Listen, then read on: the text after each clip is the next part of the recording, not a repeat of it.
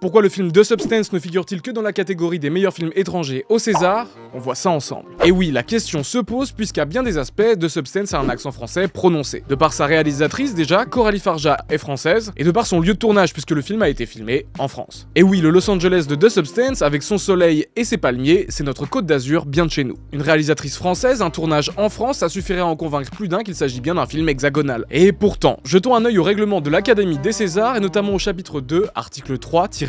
Sont admis à concourir pour l'attribution du César du meilleur film tous les films de long métrage d'initiative française avec une production de majorité relative française, quelle que soit la langue de tournage. Donc pour définir la nationalité d'un film comme française, il faut que la majorité de la production soit française. Si on regarde attentivement qui s'est chargé de The Substance, on trouve deux sociétés, A Good Story et Voulez-vous Production Service. Deux boîtes de production qui sont basées dans l'Hexagone. Donc là on a toujours rien, mais c'est dans les productions déléguées qu'on trouve les premières traces internationales. En effet, on retrouve les sociétés britanniques Working Title Films et Dame Films. De plus, l'équipe de The Substance compte un directeur de la photographie écossais et la musique est composée par un anglais. Bon, ça fait quelques éléments, mais est-ce vraiment suffisant pour empêcher un film de prétendre au plus grand prix de la soirée? Car on ne va pas se mentir, pour le moment, tout ça, ça reste bien marginal. En définitive, la vraie raison, c'est Coralie Farja elle-même qui la donne dans une interview avec Allociné. Le problème, ce n'est pas tant que le film ait été tourné en France ou que sa réalisatrice soit française, mais que ses financements soient entièrement américains. Et c'est ce qui distingue The Substance d'Emilia Pérez, par exemple, qui lui est considéré comme un film français. Alors selon vous, est-ce vraiment une raison suffisante pour considérer The Substance comme un film étranger? Dites-le nous en commentaire.